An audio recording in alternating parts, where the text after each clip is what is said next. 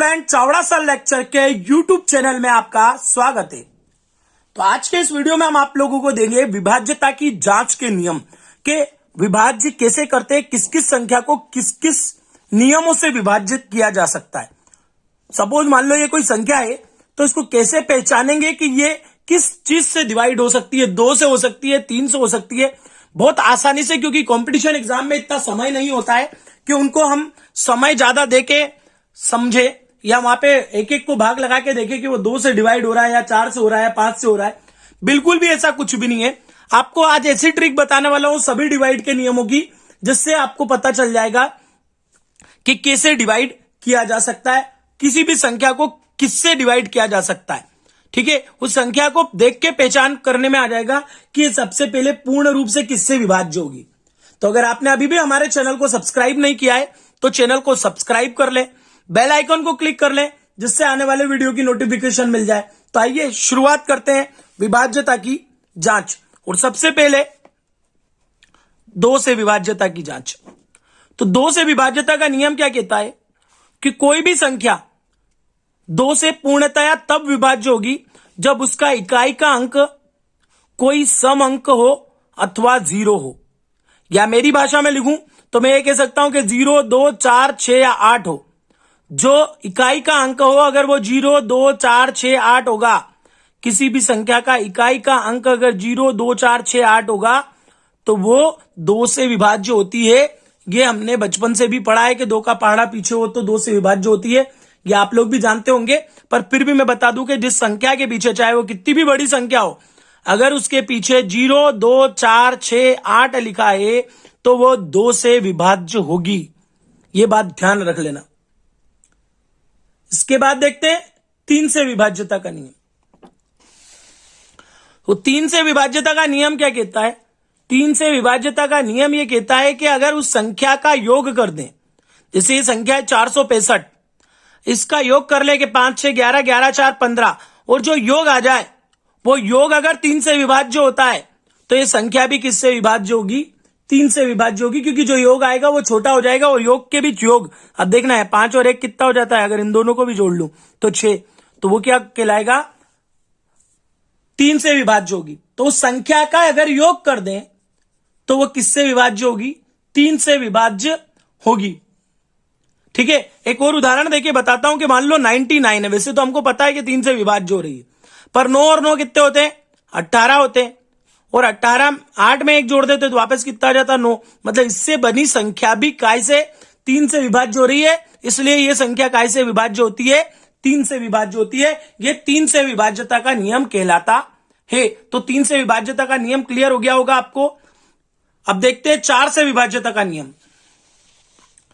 4 से विभाज्यता का नियम क्या कहता है? देखिए, वैसे एक्चुअल हम लोग बचपन से पढ़ते आए हैं कि जो 2 से डिवाइड होती है वो 4 से भी डिवाइड होती होगी, ऐसा हम मान लेते हैं।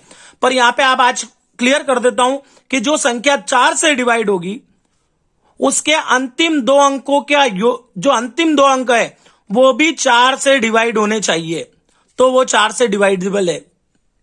4 से विभाज्य तभी होगी जब उसके अंतिम 2 अंकों का डिवाइड भी 4 से हो। जैसे यहां 16 लिखा है तो ही वो 4 से डिवाइड होगी। मान लो हमने कोई संख्या लिख दी 3112, इसमें 12 आ रहा है। यह कितनी भी बड़ी संख्या है, अगर उसके पीछे जो संख्या 2 अंक, जो अंतिम 2 अंक है, वो अगर 4 से विभाजित हो रहे हैं तो पूरी संख्या भी किससे विभाजित होगी? 4 से विभाजित होगी। फिर आपको उसमें सोचने की जरूरत नहीं। तो ये हो गए 2, 3 और 4 की विभाज्यता का नियम। अब देखते हैं 5 की विभाज्यता का नियम। तो नेक्स्ट देखते हैं 5 से विभाज्यता का नियम। और 5 से विभाज्यता का नियम क्या कहता है कि कोई भी संख्या 5 से पूर्णतः विभाज्य कब होगी? जब उसके अंत में 0 या 5 हो। किसी संख्या के अंत में, चाहे कितनी भी बड़ी संख्या हो, अगर उसके अंत में 0 या 5 हो तो उसकी डिविजिबिलिटी क्या होगी? 5 होगी। ठीक है, उसकी विभाज्यता कितनी होगी? वो होगी 5 होगी। इसके बाद देखते हैं 6 से विभाज्यता का नियम।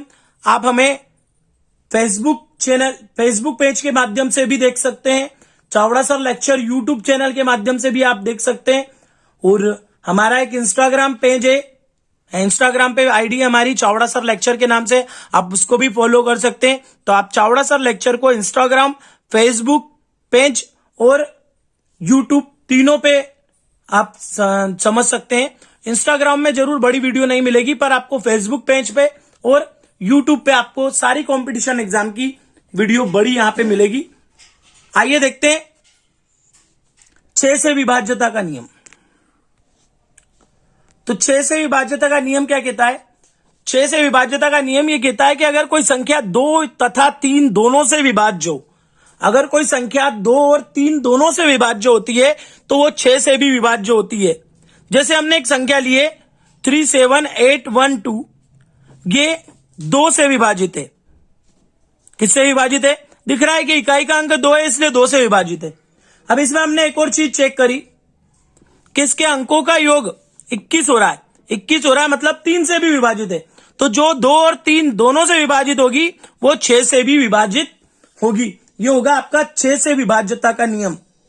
अब इसके बाद देखते हैं 7 से विभाज्यता का नियम। तो 7 से विभाज्यता का नियम देखते हैं। थोड़ा सा 7 से विभाज्य का नियम थोड़ा सा कठिन है, पर बात पे अगर फोकस करेंगे तो आपको जल्दी समझ में आ जाएगा। 7 से विभाज्यता का नियम जो होता है उसमें अंतिम अंक को 2 गुना करके, जो अंतिम अंक है उसको 2 गुना करके शेष अंकों में से बनी संख्या में से घटाया जाए तो जो शेषफल उगता है वो 7 से भाज्य हो तो वो क्या हो जाएगी? 7 से विभाज्य होगी। देखिए कैसे, मान लो एक संख्या ली 2429 का अंतिम अंक कितना है? 9। 9 का दुगना कर दिया 18। 18 को अपन ने 9 तो ले ही लिया था, 242 में से माइनस कर दो। 242 में से माइनस करा 18 तो कितना आया? 224। अब अभी यह काम हुआ नहीं पूरा, एक बार और इसी प्रक्रिया को दोहराते हैं। इसका अंतिम अंक कितना है? 4। 4 का दुना कितना हो गया? 8। आगे की संख्या कितनी है? 22। 22 में से 8 गया, कितने बचे? 14। और 14 काय से डिवाइड होता है? 7 से डिवाइड होता है। मतलब यह संख्या भी पूरी काय से डिवाइड होगी?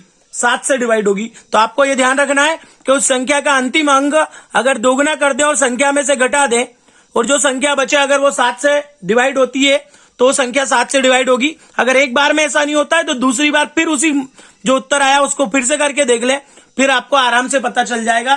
तो ये स्टेप 2 बार दोहरानी पड़ती है, 3 बार भी हो सकता है अगर बड़ी संख्या हो तो ये 7 से विभाज्यता का नियम है। एक बार वापस से 2 से बता देता हूं आप लोगों को मैं।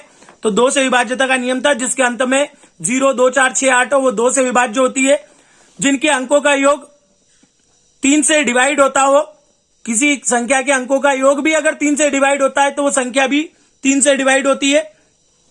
4 से डिवाइड का नियम ये है कि अंतिम 2 अंक अगर 4 से डिवाइड होते हैं तो पूरी संख्या 4 से डिवाइड होती है। 5 से डिविजिबिलिटी का नियम जो है, डिवाइड का जो नियम है वो है कि अगर अंतिम में 0 और 5 होते हैं तो वो 5 से डिवाइड होती है। अगर 6 के डिवाइड का नियम ये है कि अगर संख्या 2 और 3 दोनों से डिवाइड होती है तो वो 6 से डिवाइड हो सकती है।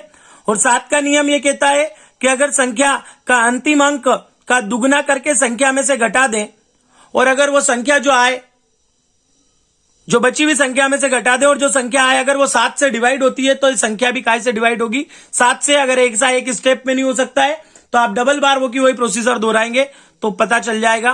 तो ये संख्या किससे डिवाइड होगी? 7 से डिवाइड होगी, क्योंकि 14 आ रहा है, 14 7 से डिवाइड होता है तो ये पूरी संख्या भी 7 से डिवाइड होगी। तो ये 7 तक के नियम बता दिए हमने इस वीडियो में। अगले वीडियो में हम आप लोगों को 8, 9, 10, 11, 12, 13, 14, 15, उसके बाद 17, 18 और 25 का नियम बताने वाले हैं। अगर आपने चैनल को सब्सक्राइब नहीं किया तो चैनल को सब्सक्राइब कर ले, बेल आइकॉन को क्लिक कर ले जिससे आने वाले वीडियो की नोटिफिकेशन मिल जाए। यदि आप फेसबुक पेज के माध्यम से हमें देख रहे हैं तो फेसबुक पेज को फॉलो जरूर कर लें और वीडियो को लाइक जरूर कर दें, शेयर जरूर कर दें। अगले वीडियो का इंतजार कीजिए, तब तक के लिए धन्यवाद।